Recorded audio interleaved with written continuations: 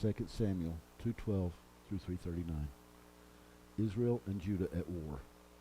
Now Abner the son of Ner and the servants of Ishbosheth the son of Saul went out from Mahanaim to Gibeon.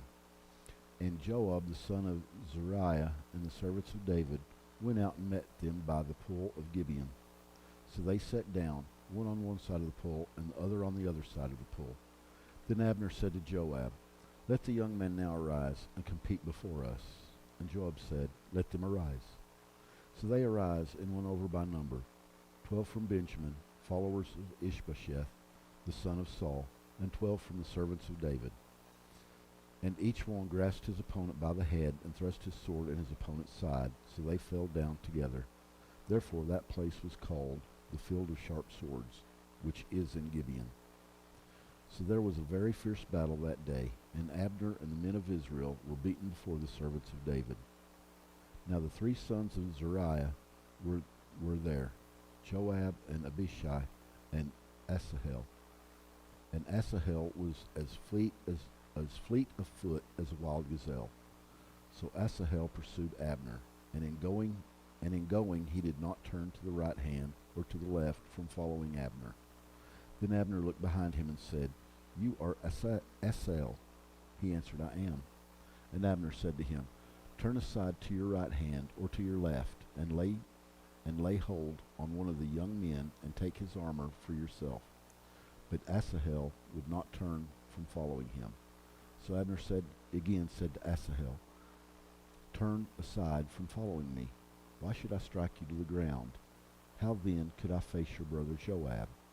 However, he refused to turn aside. Therefore Abner struck him in the stomach with the blunt end of the spear, so the spear came out of his back, and he fell down there and died on the spot. So it was that as many as came to the place where Asahel fell down and died stood still. Joab and Abishai also pursued Abner, and the sun was going down when they came to the hill of Ammah, which is before Giah, by the road to the wilderness of Gibeon. Now the children of Benjamin gathered together behind Abner and became a unit, and took their stand on top of a hill. And Abner called to Joab and said, "Shall the sword devour forever? Do you not know that it will be bitter in the latter end?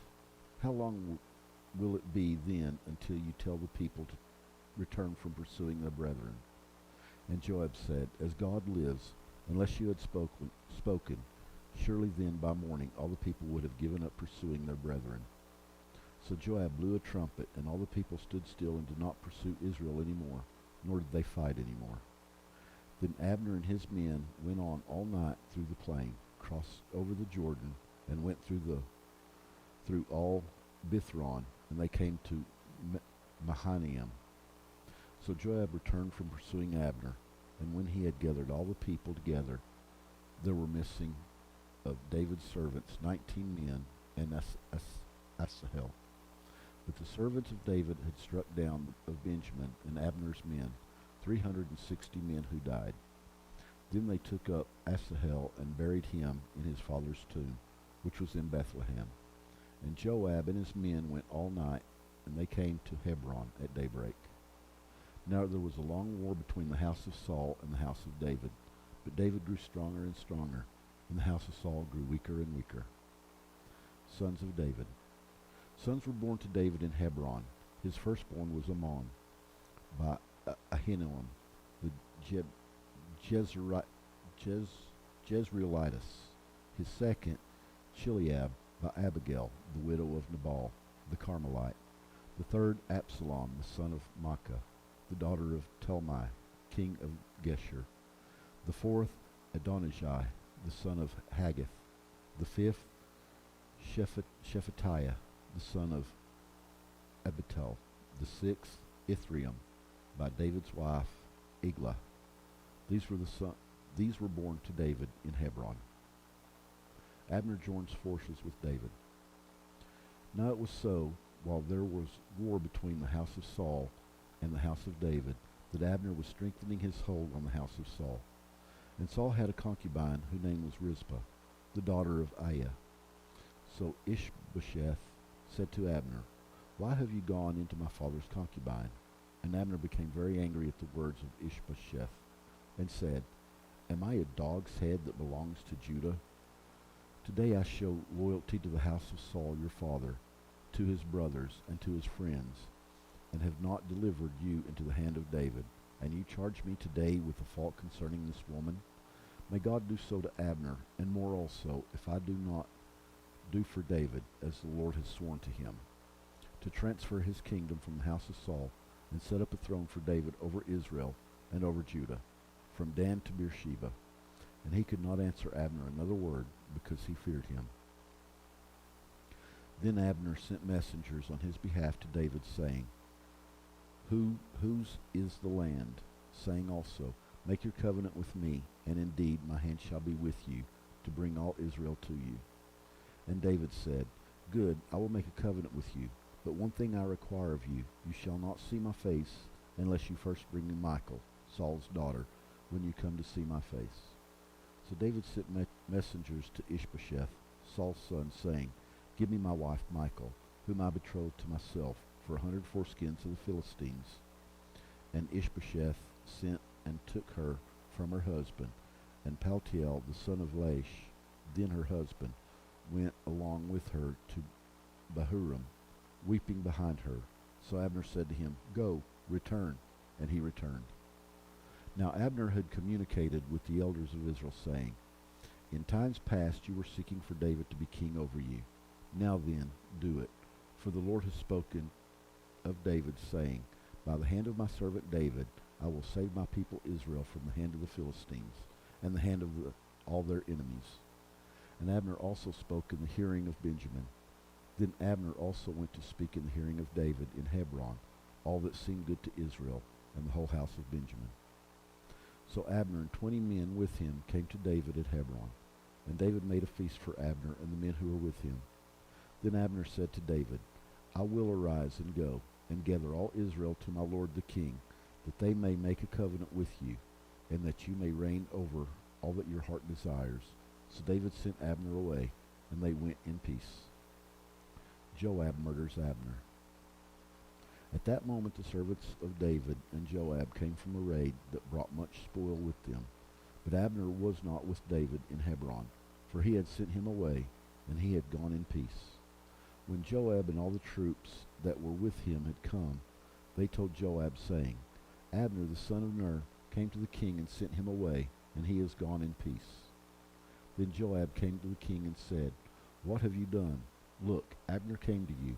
Why is it that you sent him away, and he is already gone? Surely you realize that Abner the son of Ner came to deceive you, and know you're going out and coming in, and to know all that you are doing. So Joab had gone from David's presence, and sent messengers after Abner, who brought him back from the well of Sirah. But David did not know it.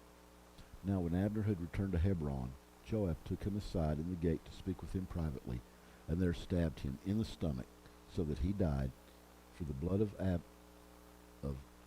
Asahel his brother.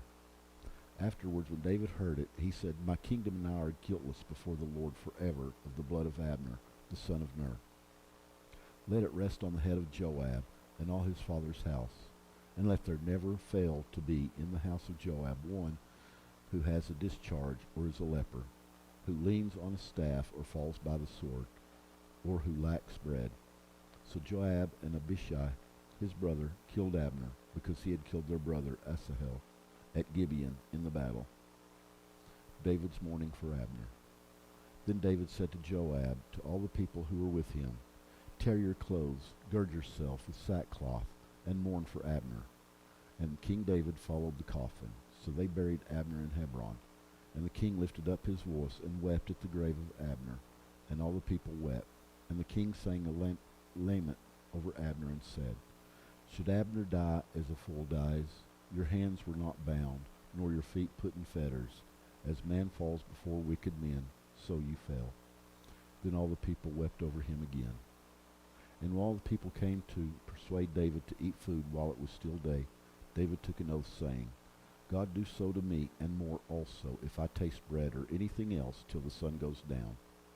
Now all the people took note of it, and it pleased them, since Whatever the king did pleased all the people. For all the people and all Israel understood that day that it had not been the king's intent to kill Abner, the son of Ner. Then the king said to his servants, Do you not know that a prince and a great man has fallen this day in Israel? And I am weak today, though anointed king, and these men, the sons of Zariah, are too harsh for me. The Lord shall repay the evildoer according to his wickedness.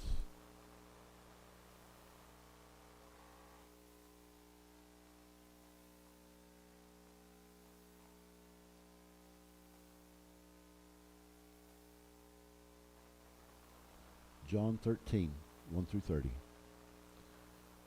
Now before the feast of the Passover, when Jesus knew that his hour had come, that he should not depart from this world to the Father, having loved his own who were in the world, he loved them to the end.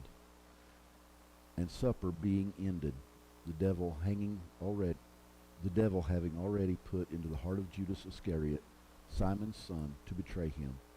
Jesus, knowing that the Father had given all things into his hands, and that he had come from God and was going to God, rose from supper and laid aside his garments, took a towel and girded himself. After that he poured water into a basin and began to wash the disciples' feet, and to wipe them with the towel with which he was girded. Then he came to Simon Peter, and Peter said to him, Lord, are you washing my feet? Jesus answered and said to him, What I am doing you do not understand now, but you will know after this. Peter said to him, You shall never wash my feet. Jesus answered him, If I do not wash you, you have no part with me. Simon Peter said to him, Lord, not my feet only, but also my hands and my head. Jesus said to him, He who is bathed needs only to wash his feet, but it is completely clean, and you are clean, but not all of you. For he knew who would betray him. Therefore he said, You are not all clean.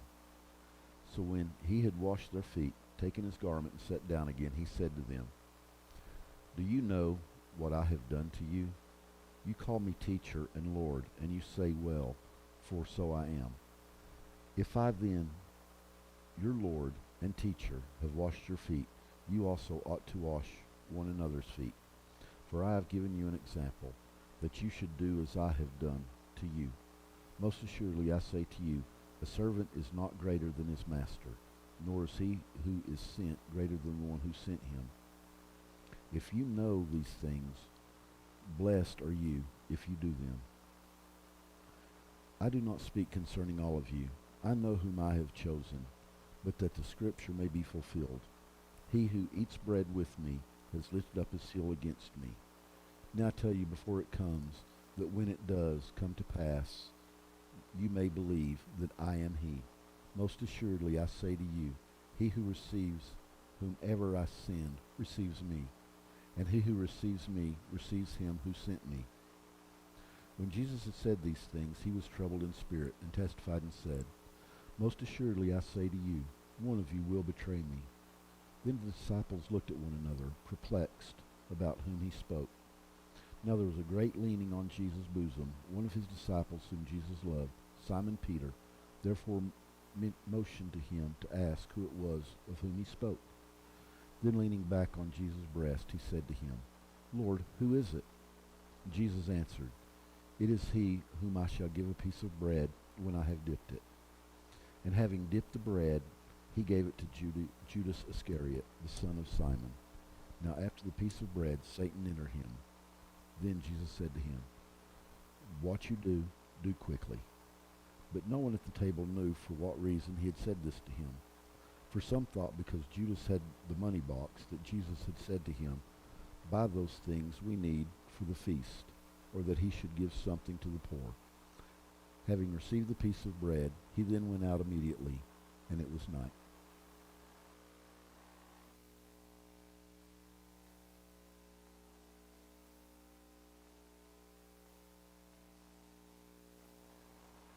Psalm 119, 1 through 16. Blessed are the undefiled in the way who walks in the law of the Lord. Blessed are those who keep his testimonies, who seek him with the whole heart. They also do no iniquity. They walk in his ways. You have condemned us to keep your precepts diligently. Oh, that my ways were directed to keep your statutes. Then I would not be ashamed. When I look into all your commandments, I will praise you with uprightness of heart. When I learn your righteous judgment, I will keep your statutes. Oh, do not forsake me utterly. How can a young man cleanse his way? By taking heed according to your word. With my whole heart I have sought you. Oh, let me not wander from your commandments. Your word I have hidden in my heart, that I might not sin against you. Blessed are you, O Lord. Teach me your statutes. With my lips I have declared all the judgments of your mouth. I have rejoiced in the way of your testimonies, as much as in all riches. I will meditate on your precepts and contemplate your ways. I will delight myself in your statutes. I will not forget your word.